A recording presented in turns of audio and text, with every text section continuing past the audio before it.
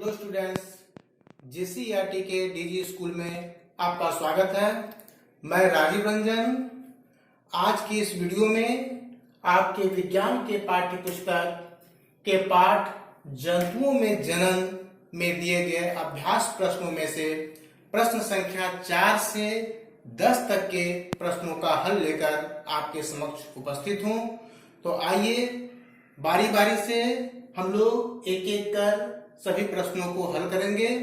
तो सबसे पहले हम आते हैं प्रश्न संख्या 4 में। इसमें प्रश्न है कि मनुष्य में शुक्राणु एवं अंडाणु के संयोजन को चित्र द्वारा दर्शाते हुए निषेचन की प्रक्रिया का वर्णन कीजिए। मनुष्य में शुक्राणु एवं अंडाणु के संयोजन को चित्र द्वारा दर्शाते हुए निषेचन की प्रक्रिया का वर्णन कीजिए। तो बच्चों, यहाँ मैं चित्र बनाकर मैंने इसे दर्शाया है। शुक्राणु एवं अंडाणु के संयोजन को मैंने चित्र बनाकर यहाँ पर दर्शाया है। अब मैं इसका वर्णन करता हूँ।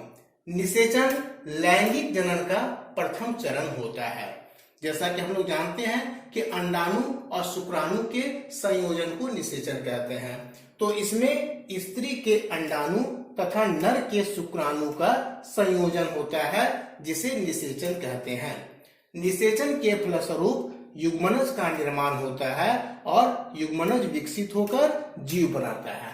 यहाँ चित्र में भी हम देख रहे हैं कि स्त्री और पुरुष का चित्र बना हुआ है। स्त्री के शरीर से मादा युग्मक अंडाणु निकलता है और पुरुष के शरीर से पुरुष युग्मक शुक्राणु निकलता है।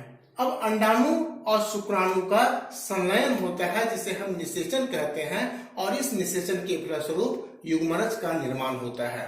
यही युग्मनज विकसित होकर फिर जीव का निर्माण करता है। तो आइए अब हम अगले प्रश्न की ओर चलते हैं। प्रश्न संख्या 5। सजीवों में जनन क्यों महत्वपूर्ण है, समझाइए। तो जैसा कि हम लोग जानते हैं कि जनन वह प्रक्रिया है जिसके द्वारा सजीव अपने प्रजाति के अस्तित्व को पृथ्वी पर बनाए रखता है।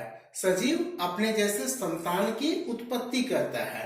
तो इसका महत्व हम लोग यहाँ पर देखते हैं कि सजीवों में जनन एक जैसे जीवों का पीढ़ी दर पीढ़ी निरंतरता बनाए रखना सुनिश्चित करता है। जनन के कारण ही जीवों की प्रजाति का अस्तित्व पृथ्वी पर बना रहता है। अब हम प्रश्न संख्या 6 की तरफ जा रहे हैं। प्रश्न है, आंतरिक निषेचन एवं बाह्य निषेचन में क्या अंतर है?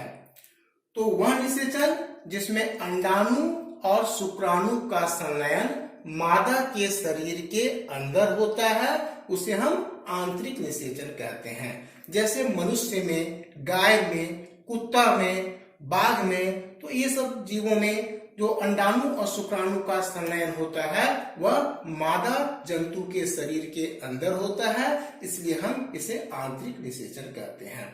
जबकि बाह्य निषेचन में क्या होता है, इसमें शुक्राणु और अंडाणु का संलयन जंतुओं के शरीर के बाहर होता है। कहाँ होता है? जल में होता है।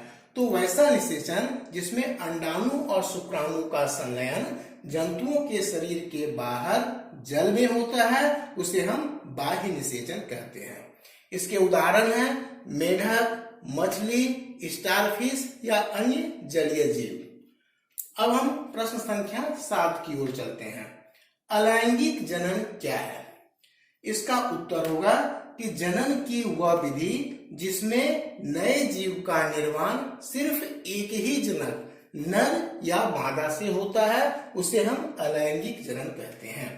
इसमें नर युग्मक और मादा युग्मक का संलयन नहीं होता है। इस प्रकार का जनन पौधों में होता है और छोटे जीवों में होता है। अब प्रश्न संख्या 8।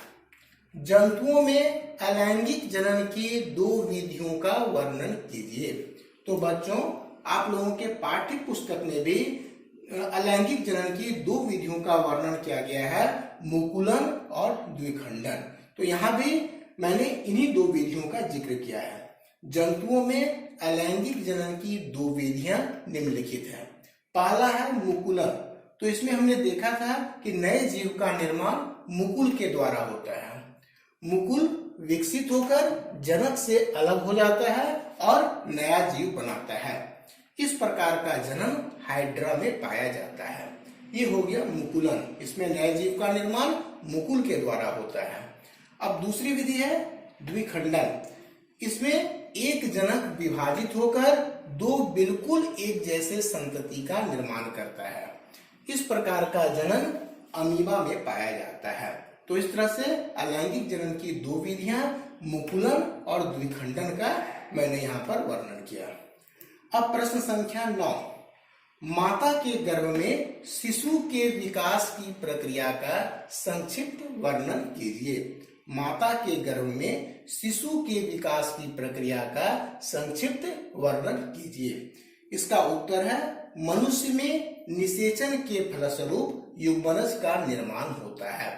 मनुष्य में जब शुक्राणु और अंडाणु का संलयन होता है तो उसे हम निषेचन कहते हैं और निषेचन के फलस्वरूप युग्मनज का निर्माण होता है। यह युग्मनज जो है यह लगातार विभाजित होता रहता है और विभाजित होकर वह कई सारी कोशिकाएं बनाता है। अब यह कोशिकाएं जो है यह समूहीकृत हो जाती है और समूहीकृत होकर ऊतक और अंग में विकसित होती है। तो इसे हम लोग फिर क्या कहते हैं, भ्रूण कहते हैं। जब यह ऊतक और अंग में विकसित होता है तो इसे हम भ्रूण कहते हैं। फिर यह भ्रूण जो है यह गर्भाशय में लगातार विकसित होता है और तब इसमें क्या होता है, विभिन्न शारीरिक अंग जैसे हाथ पैर इत्यादि जो है वह विकसित होते हैं और यहाँ पर क्या होता है, शारीरिक अंग जो है बिल्कुल स्पष्ट हो जाते हैं। तब इस अवस्था को हम गर्भ कहते हैं। जब गर्भाशय में गर्भ का विकास पूर्ण हो जाता है तब नवजात शिशु का जन्म होता है। अब हम चलते हैं प्रश्न संख्या 10 की ओर। प्रश्न संख्या 10 है, दो जंतु हैं जिसमें पहले में बाह्य निषेचन होता है और दूसरे में आंतरिक निषेचन। साथ ही पहला अंडा देता है और दूसरा सीधे ही शिशु को जन्म देता है। अब उत्तर दीजिए, पहले जंतु को किस प्रकार का जंतु कहा जाएगा। पहला जंतु क्या है कि वह अंडा देता है, तो उसे किस प्रकार का जंतु कहा जाएगा। इसका उत्तर होगा अंडप्रजक। पहले जंतु को किस प्रकार का जंतु कहा जाएगा। चूंकि पहला जंतु अंडा देता है इसलिए उसे अंडप्रजक कहा जाएगा। अब उसके आगे पहले जंतु के दो उदाहरण दीजिए। मतलब इसमें हमें वैसे दो उदाहरण देने हैं जिसमें बाह्य निषेचन होता हो और साथ ही साथ वह अंडा देता हो। तो इसका दो उदाहरण होगा मेढक और मछली। मेढक और मछली में बाह्य निषेचन होता है और साथ ही साथ ये अंडे देते हैं। तो पहले जंतु के दो उदाहरण दीजिए। इसका उत्तर हो गया मेढक और मछली। अब आगे है, दूसरे जंतु को किस प्रकार का जंतु कहा जाएगा। प्रश्न में है कि दूसरा सीधे ही शिशु को जन्म देता है। तो जो जीव सीधे शिशु को जन्म देते हैं उन्हें हम जरायुज कहते हैं। तो दूसरे जंतु को किस प्रकार का जंतु कहा जाएगा। इसका उत्तर होगा जरायुज। इस प्रकार आज के वीडियो में हमने पाठ जंतुओं में जनन में दिए गए अभ्यास प्रश्नों में से प्रश्न संख्या 4 से 10 तक के प्रश्नों को हमने बारी बारी से हल किया। अब हम मिलेंगे अगले वीडियो में, तब तक के लिए धन्यवाद।